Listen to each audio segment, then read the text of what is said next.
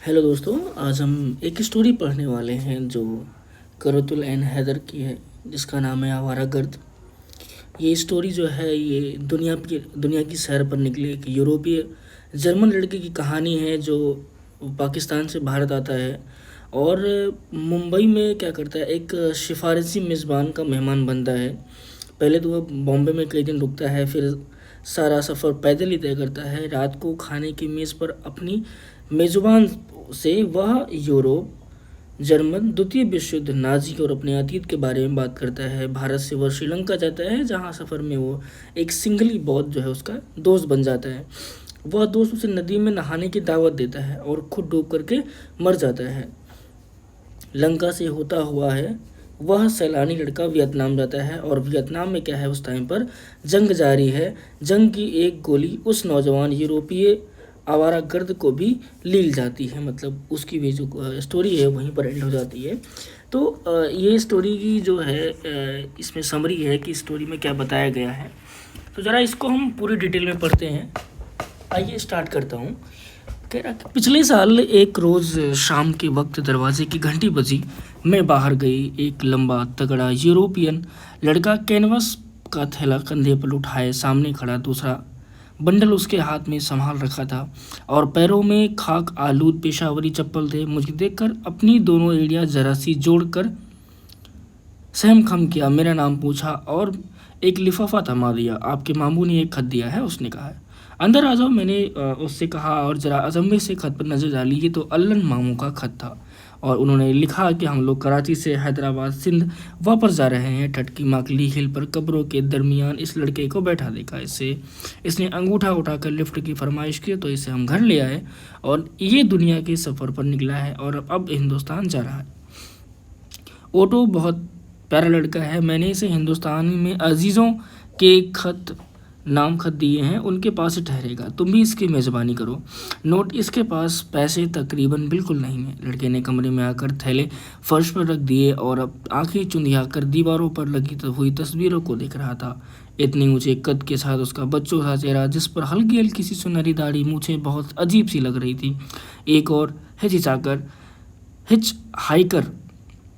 मैंने ज़रा कोफ्त से सोचा, अल्लन मामू बेचारे फरिश्ता सिफत आदमी इसकी चिकनी चुपड़ी बातों में आ ही गए होंगे। क्यों ना बैन उल अकवामी आवारागर्द अपनी मतलब बरारी के लिए राह चलतों से दोस्ती लेने का फ़न खूब जानते हैं। शाहिदा ने भी अपने आपको सलाम कहा है। उसने मेरी तरफ मुड़कर बड़ी अपनायत से कहा, शाहिदा? हाँ, आपकी कज़न शाहिदा। मैं बनारस में उनके यहाँ मुकीम था और लखनऊ में आपके फूफी के यहाँ और चटगांव में अंकल अनवर के यहाँ रहूँगा।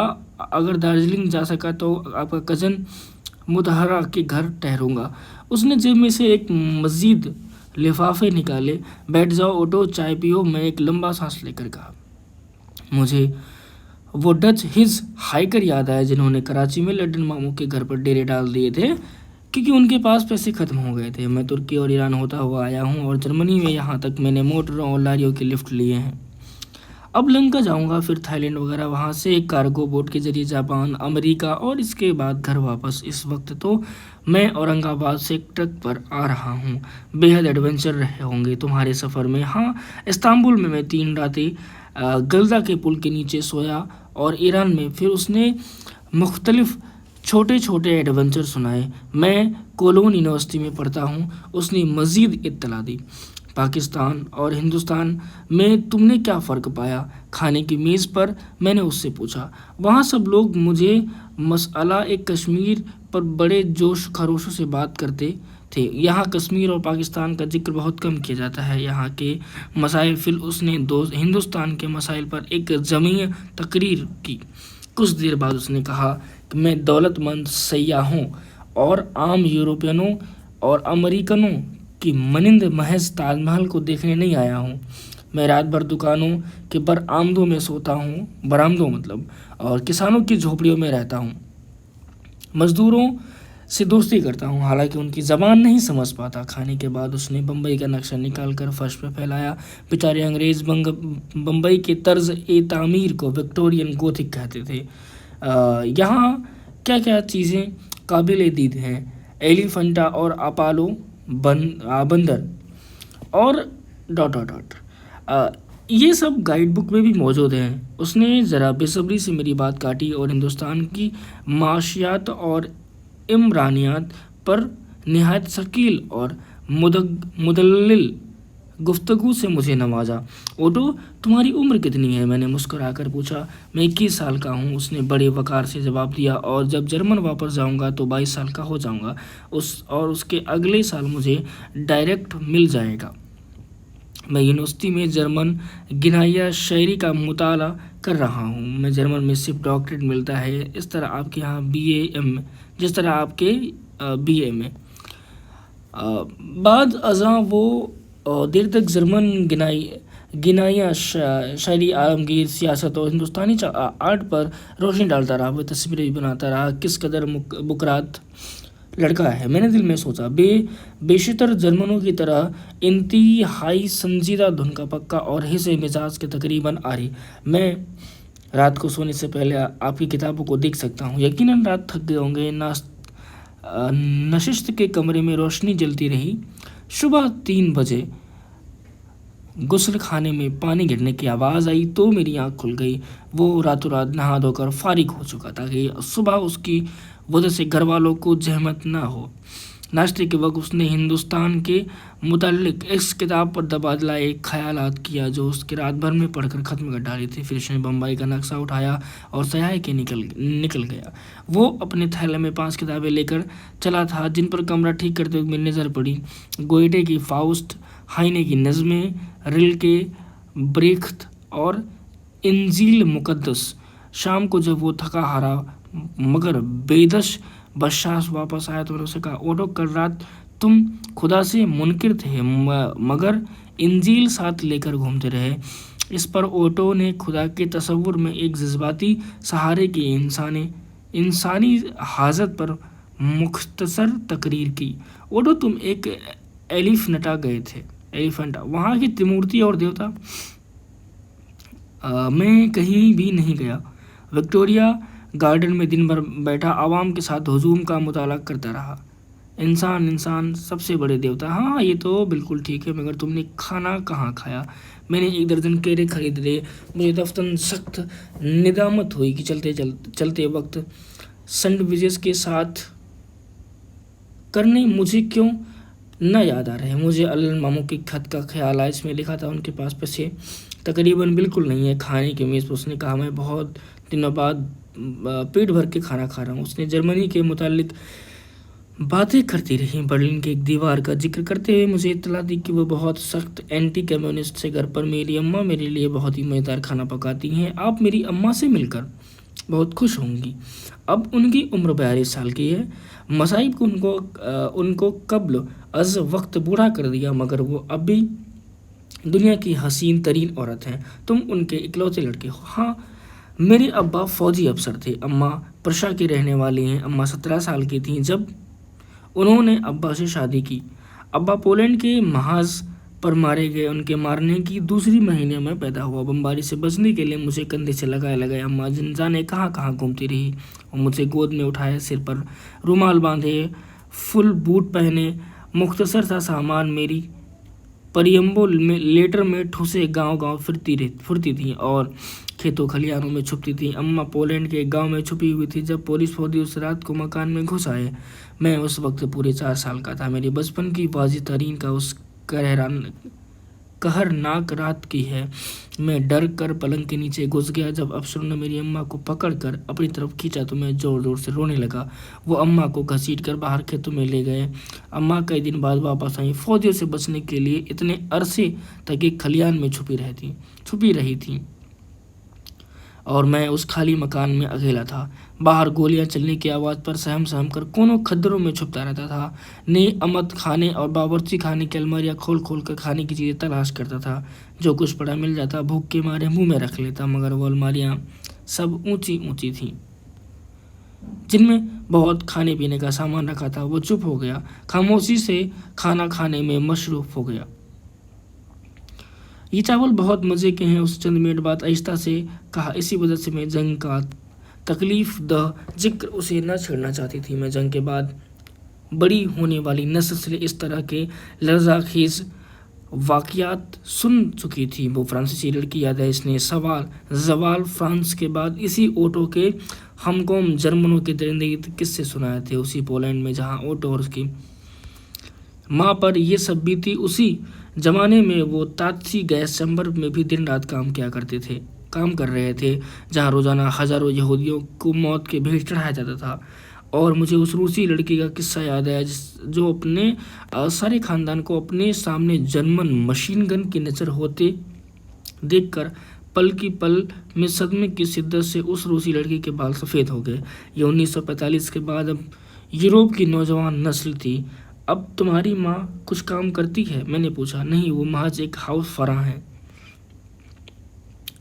उनको फौजी बेवा की हैसियत से पेंशन मिलती है। हमारा छोटा सा 2 कमरों का मकान है। मैं शाम की शिफ्ट में एक फैक्ट्री में काम करता हूँ। मेरी अम्मा बहुत भोली भाली हैं, एस्ट्रोलॉजी में यकीन रखती हैं और पाबंदी से गिरजा जाती हैं। पिछले साल मैंने साइकिल पर सारे जर्मनी का चक्कर लगाया। जर्मनी दुनिया का हसीन तरीन मुल्क है। हर मुल्क उसके बशिंदों के लिए दुनिया का हसीन तरीन मुल्क होना चाहिए, मगर तुम नए तादसी न बन जाना। नहीं, मैं नया तादसी नहीं बनूंगा। मुझे यहूदियों के बहुत ज़्यादा नफ़रत नहीं है, यहूदियों से बहुत ज़्यादा नफ़रत नहीं। उसके साथ किसका मुझे हंसी आ गई। मैं और मेरे नाना नानी अब भी मशरकी जर्मन में हैं, मगर हम उनसे नहीं मिल सकते। जिस तरह आपका आधा ख़ानदान यहाँ है और आधा पाकिस्तान में, उसने कांटा उठाकर मुझे समझाया। दूसरे रोज़ उसने वादा किया कि शहर की काबिले दीद जगह ज़रूर देख कर आएगा, मगर वो उस रोज़ भी दिन भर रानी बाग में बैठा रहा। चौथा दिन उसने वार्डन रोड पर भोला भाई देसाई इंस्टीट्यूट के बरामदे में बैठकर लाओस की जंग के मुताबिक मज़ामीन पढ़ने में गुजारा। अंदर लड़कियां रक्स सीख रही थी। हाल में हुसैन की नई तस्वीर की नुमाइश हो रही थी, लिहाजा में साथ साथ आर्ट और कल्चर के से भी बहरावर होता रहा। उसने वापस आकर कहा, बम्बई में वो सारे फासले पैदल तय करता था और वार्डन रोड से फ्लोरा फाउंटेन तक पैदल जाता था। मैं 8 आने से 1 रुपया रोज़ तक खर्च करता हूँ और ज़्यादातर केले खाता हूँ। हर जगह बेहद मेहमान नवाज लोग मिल जाते हैं। यह अजीब बात नहीं है कि इंसान इनफरादी तौर पर इस कदर सीधा साधा और नेक है और इज्तिमाई हैसियत में दरिंदा बन जाता है। ये सवाल करने पर उसका मुंह लटका कर बैठ गया। वो दिन वो एक ट्रक कंपनी से तय कराया था कि बेंगलोर तक उनके ट्रक पड़ जाएगा। सुबह सवेर उसने अपने थैले में किताबें, कपड़े ठूसे, दूसरा थैला जो उसके साथ सफरी खेमा और बिस्तर पर था लपेट कर कंधे पर रखा। खुदा हाफिज कहा और ट्रांसपोर्ट कंपनी के दफ्तर फ्लोरा फाउंटेन पैदल रवाना हो गया। ऑटो को गए कई महीने गुजर गए। अल्लन मामू का खाता है। मैंने उनसे शिकायतन लिखा कि आपके बेटे ऑटो ने यहाँ से जाकर भी इत्तला न दी कि गमबख्त अब कहाँ की खान छान रहा है। मैंने एक खत पोस्ट किया ही था कि शाम की डाक से ऑटो का लिफाफा आ गया। उसके टिकट पर लाओस के बादशाह की तस्वीर बनी थी और ख़त में लिखा था, वो जर्मन लड़का जो आपके घर पर ठहरा था आपको भूला नहीं है। आप मेरे साथ बहुत ही मेहरबान थी। मेरी अंग्रेज़ी कमज़ोर है, गलतियाँ माफ़ कीजिएगा। आप मेरे साथ बड़ी बहन की शफ़क़त से पेश आईं और मैं मोहब्बत पर बहुत यकीन रखता हूँ। इसकी वजह शायद ये है कि मेरी अभी बहुत कम उम्र हूँ मैं, लेकिन आपने ठीक कहा था कि दुनिया में सिर्फ वही लोग खुश रह सकते हैं जो ज़िंदगी को बगैर किसी पस व पेश के और बगैर सवालात के मंजूर कर लें। हम जितने ज़्यादा सवालात करते हैं उतनी ही ज़्यादा इंकिशाफ होता है कि ज़िंदगी काफ़ी मुहम्मल है।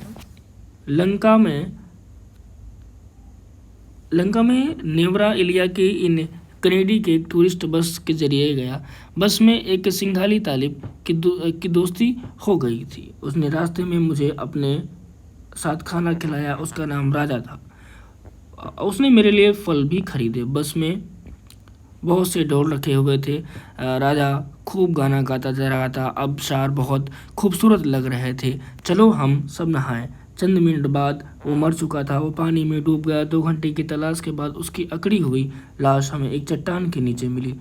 ये सब क्या है? मैं सोचता रहा हूँ कि ये कैसे हुआ। अब हम में से कोई भी राजा को उस हादसे से कौन बचा सकता है? उस हादसे से कौन बचा सकता था? यही इत्तेफाक था, इसी को किस्मत कहते हैं। राजा अपने वोलदेन का इकलौता लड़का था। उसके बहन भाई 5 और 15 की उम्रों के दरमियान मर चुके थे।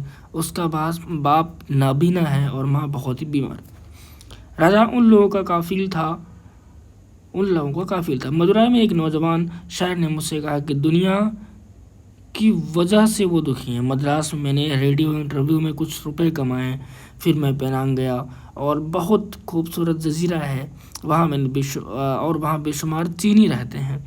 एक मालगाड़ी के आखिरी डिब्बे में बैठकर बंकॉक मतलब बैंकॉक और बुद्ध खानकाहों के मुकीम रहा और राहिबों के साथ खाना खाता रहा।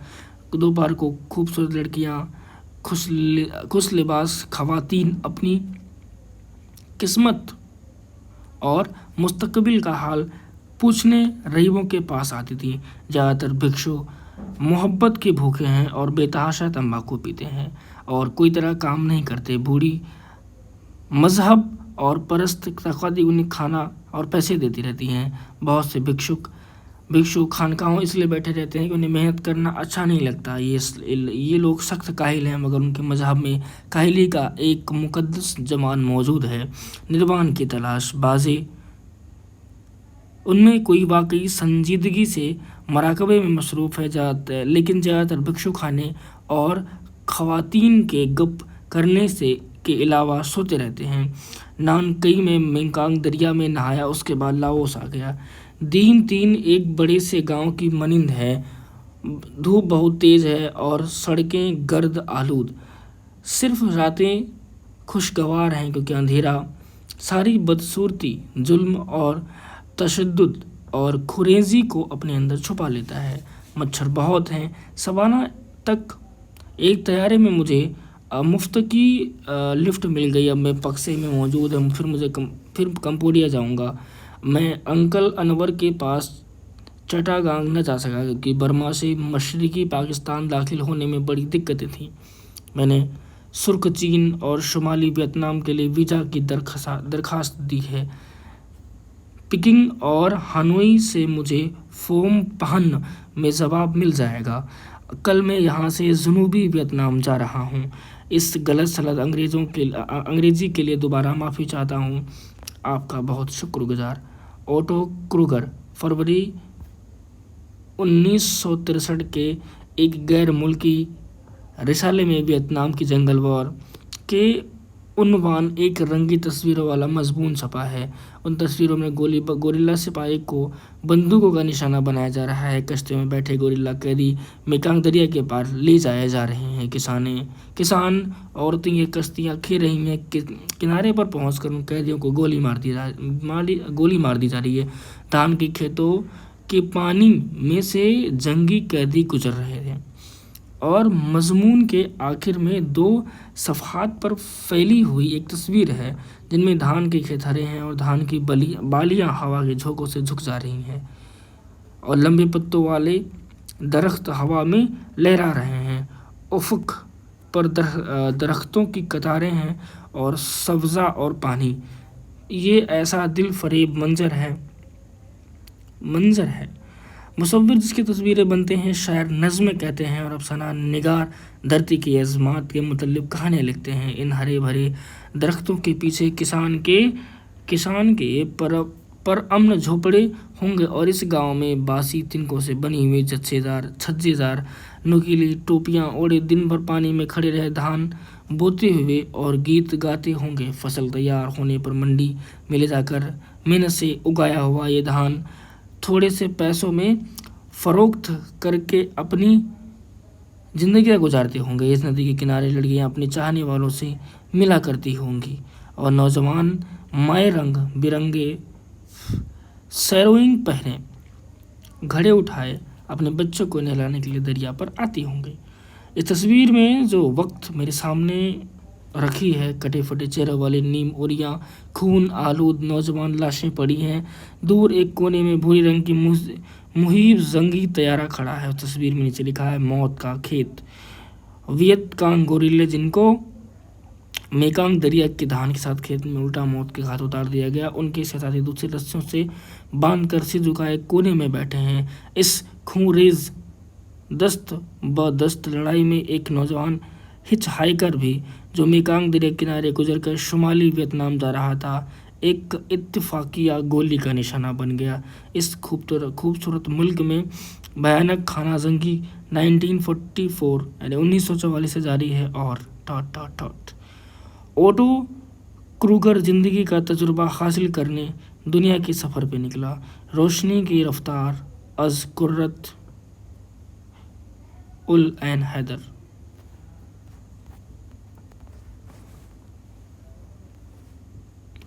उम्मीद करता हूँ कि ये जो स्टोरी है ये आपको समझ में आई होगी। ऐसे में लगभग सभी स्टोरी ट्राई करूँगा कि मैं आपको मेरे चैनल पे मिल जाएगा, आप लोग सभी स्टोरीज़ को वहीं से पढ़ सकते हैं। इसके बाद मैं मुंशी प्रेमचंद की स्टोरीज़ को पढ़ करके आपको बताऊँगा, और अगर अच्छा लगा तो लाइक कर देना यार, थोड़ा अच्छा लग जाएगा मुझसे भी। So okay, thank you, bye bye, मिलते हैं नेक्स्ट वीडियो में, तब तक के लिए गुड नाइट।